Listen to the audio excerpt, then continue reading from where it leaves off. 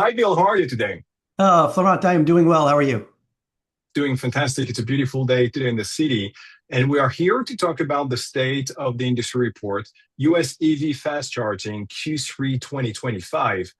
I'm Florent Breton, the CEO and co-founder of Paren. Over to you, Bill. And I'm Bill Ferro, the co-founder and CTO of Paren. Today, we're going to talk to you about the charging infrastructure expansion in Q3, utilization as well as reliability across the nation, and EV charging pricing. But before we do that, we just wanted to say sort of thank you for joining. When we've done this in the past, we've done live long form webinars. And we decided after hearing some feedback that we were going to do something that's a bit more on demand and a bit short form for you. So the full report that we have available for you will be on the Paren.app website. And this is a summary of that report. Amazing. Let's start with charging infrastructure and expansion. And let's take a look at where we stand on the third quarter. Looks like a quarter on quarter decline, but overall year on year increase. Can you walk through the numbers here? Yeah, so in Q3, we saw a quarter over quarter decline in number of stations was down about 20%, but the number of ports was down only 7%. So we see this as a seasonal slowdown that when we look at 2024 and even back to 2023, we see similar patterns where there's a fewer number of ports installed over the summer. So we're considering that this year is no different. Now, growth remains healthy when you look at the year over year for the port growth. That growth is 21%, which is Wow. phenomenal. And when you also look at the station to port ratio, while we went down by 20% in the number of new stations, we only went down by 7% in new ports. And that's indicative of all of the 6+, 8+ fast charging ports that are stations that are being installed across the network, across the US. And we're seeing that not just on Tesla, with all other stations. Yeah, where do you think we're going to be ending? I think this is where you wanted to go, but where do you think we're going to be ending at the end of the year? Well, we predicted last quarter, we came out with a prediction that we're going to hit 16,700 charging ports. And we think we're on track for that. We expect Q4 to accelerate over Q3 for a variety of reasons, both from what we can see through our data, plus what our industry contacts are telling us. And we're expecting to meet or beat that number at the end of this year. Another question that I had for you is that I'm reading that from other sources, they are reporting a quarter on quarter explosive growth. And this is not what we are seeing on Parent. Can you explain why is that we see like different numbers out there? Well, we're seeing growth, but we're not seeing explosive growth. And we know that other media and news outlets that review the data that's available to them rely heavily on the AFDC database. We've actually been working closely with the AFDC team because we found that many stations that we know that are active on the networks are not visible in the AFDC database. So we've been Hmm. working with them, and what we saw in August is that some of the efforts we have in working with them have caught up in their database. So in August, we saw a bunch of new stations from various networks that have been available for 4, 12, or even longer months. And so we're happy to work with the AFDC team, but when they put their data in, they put the data in as an opening date of the date the data shows up in the database. So when you look at the Q3 data, you have a bunch of artificial opens in there that shouldn't be counted. And we like to think that our data is more robust because we take into account when the station actually opened through a variety of different sources that we gather, not just relying exclusively on what's in the AFDC database. So I think that those outlets that looked at that data didn't really do a close enough analysis. We think the growth is still healthy. It's just not as exponential or explosive as other news outlets have reported. Right, on a quarterly basis. Thank you so much for clarifying that. Let's move to the next session. The next session is around utilization and reliability. And when we look at utilization, we see a rebound at 16.7, up from 16.1%, which was the average in Q2. looking at the map here, looks like we have a lot of dark purple, colors. Can you tell us what's going on here? Well, and again, we've seen this similar to infrastructure growth. We've seen seasonality. In this case, we see summertime road trips having an impact on overall utilization across the country. What I found interesting when we looked at this data is we look across the northern tier states from Washington through Montana all the way over to Maine, and we're seeing nice, healthy increases. And that tells me a couple of things. One is the infrastructure is there to support the vehicles that want to travel, electric vehicles. And then number two is that the drivers have enough confidence in that infrastructure to take the great American road trip, whether it's from the big city into some of the suburban areas within the state, or it's trips across the state. I think we looked at Maine really closely, right? Maine had a 1.3%, a 1.3 point rather increase in utilization. And I know from growing up in that general area and going to those beaches, you don't go to the beaches in Maine after October 1st, and probably not before July 1st. So having more EV traffic going to various tourism activities in the state of Maine makes more sense to me. That's why we're seeing increased utilization. Plus, as we saw with the Q3 EV sales rollout, just the explosion of EVs across the country is going to cause an increase in utilization. Well, That's interesting going to be, what happens yeah, before. that's going to be very interesting to see, how that new influx of vehicles is going to play out, in Q4 and next year. One of the things I wanted to talk about here on this map is that we see the District of Columbus, Washington, D.C., 29.8% utilization rate, but it's going down over Q3. What's your take on that? So we actually reached out to friends and family. In this case, we have friends and family that live actually in Washington, D.C. proper. Mhm. And we asked, what goes on in the summer? And we know because of the heavy reliance on government employment, we know that Congress shuts down in August, so becomes kind of a ghost town. People are leaving their homes with a full battery and not having to charge until they get to Pennsylvania or western parts of Virginia or the Carolinas. And then we also know that there's been a reduction in force in staff across the government. So we think both of those pieces are having an impact in the overall utilization. Be interesting to see what happens again in Q4 Right. with some of the increase in infrastructure we're seeing in DC, plus the return of folks from the summer vacation. Congress. Right. And we won't necessarily talk too much about the states that have seen like a small decrease in utilization. I mean, there are very few and these changes are marginal, but you also have a tech bill on the new balance of supply and demand. Maybe you can touch on that briefly. Well, I think you see California and Florida, right, show up as slight decreases in overall utilization.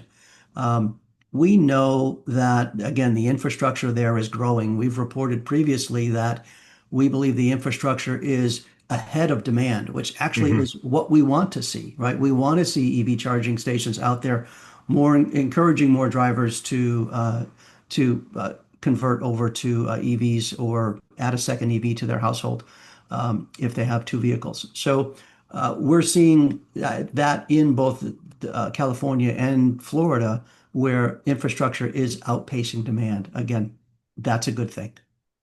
Awesome. Let's probably take a look now at reliability. We're seeing utilization going up.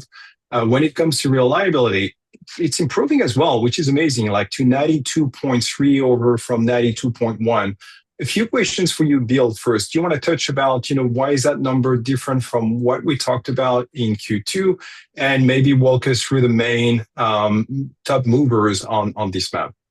Yeah, so starting with our reliability score, and we look at that as it's a scale from 0 to 100, and effectively anything in the 90s is very good, and below that it becomes progressively worse.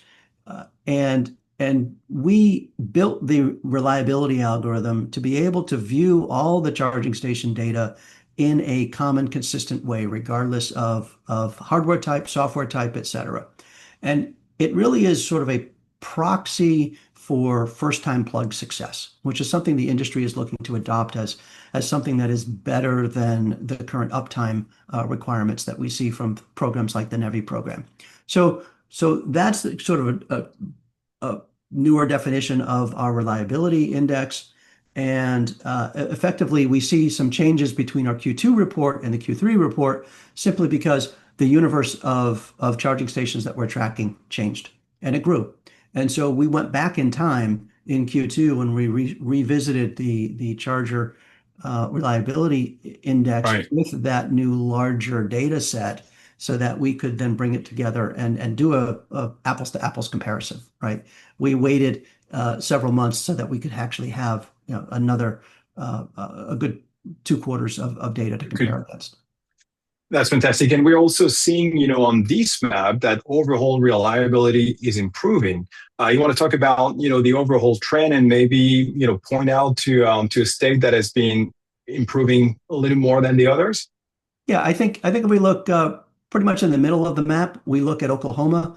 Has historically been the trailing indicator in our reliability index, and to see that number bump up by 4 points is actually very positive. We know that there's a renewed maintenance effort going on in that state. We know that there are new charging stations that are being opened in that state that are having an impact on that. So again, I think that's a positive a way of looking at it. Even though that number is still a little on the low side and there's room for improvement, we know that things are progressively getting better there.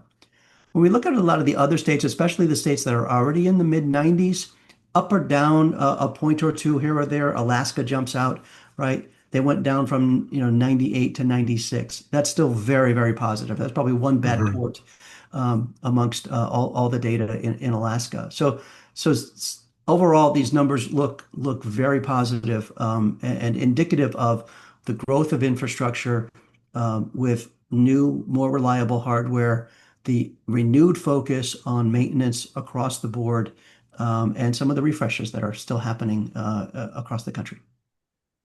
Fantastic. Let's take a look now at the next section, and we want to talk about EV charging pricing. So what we've said so far is that the infrastructure is growing. We have seen more people using the US nationwide fast charging infrastructure over the summer. Reliability has improved as well, quarter on quarter. Let's take a look at pricing. And what are we seeing here, Bill, on the map? Where are we going? So pricing has remained fairly consistent quarter to quarter, which I find kind of interesting. We looked at pricing. We watch pricing on a weekly basis. Here we're reporting on it on a quarterly basis. But we noticed that around, for example, the 4th of July holiday, we saw several CPOs lowering their prices in anticipation of a beginning of summer travel, lowering sometimes as much as 35 to 40%. Can you imagine if gas stations decided on around the 4th of July to lower their Yeah. prices by 35 or 40%? It simply wouldn't happen. So kudos to those CPOs that are trying to encourage the Great American Road Trip in your new EV. And so we saw that happen for a couple of weeks. We see general price fluctuations, but it's all balancing out. There's really no one place here where pricing is jumping more than 3 or 4 cents. Again, Mhm. Alaska maybe point is a little bit different because there's so much fewer charging stations there. So one new station may increase the price fairly quickly. But California has fairly remained steady. Florida remains steady. Texas remains steady, even though we see an influx of infrastructure in the state. It's great to see, price remaining pretty much unchanged, one quarter from another. One question, Bill, that we get asked quite a lot is, do we see a correlation in between, CPOs changing their price and potentially utilization going up or down accordingly? We've talked about this internally, but what's your take? Yeah, we got asked that enough that we actually sat down and with our data scientists and we started looking at it.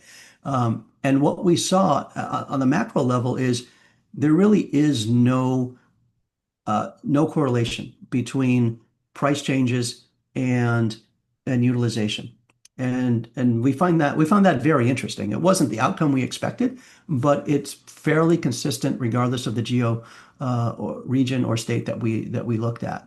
We know that charging networks use time of use rates to balance the load, and that works. They know it works. We've seen it work. We know that a lot of charging happens at just after 10 p.m. and just after midnight when those time of use rates change.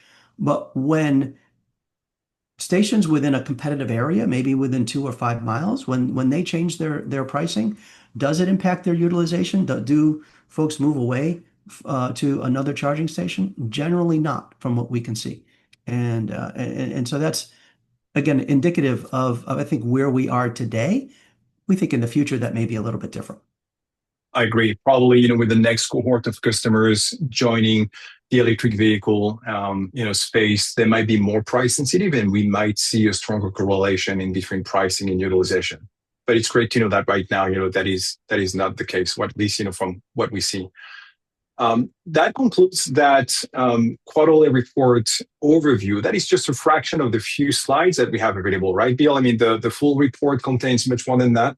Yeah, the full report goes in depth with some additional analysis that we have in addition to a deeper view of some of these slides.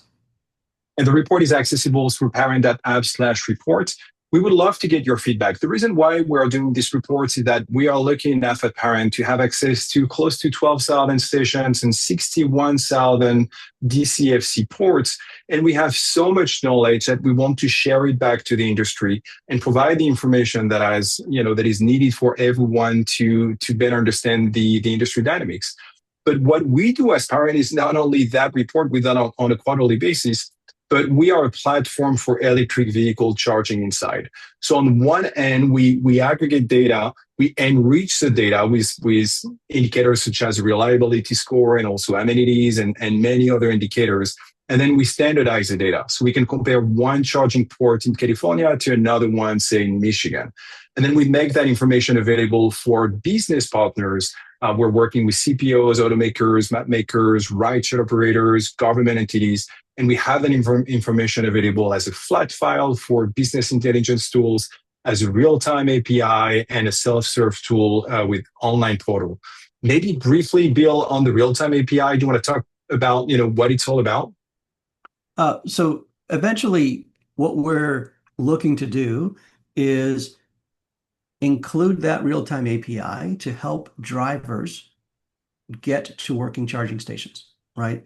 We know that there's plenty of tools out there that can put pins on a map, right? And I've always said this, we want to navigate drivers to working pins on the map. And that is a constant problem in this industry and a frustration for EV drivers. So we think that with our data and our algorithms that we can help to alleviate some of that frustration.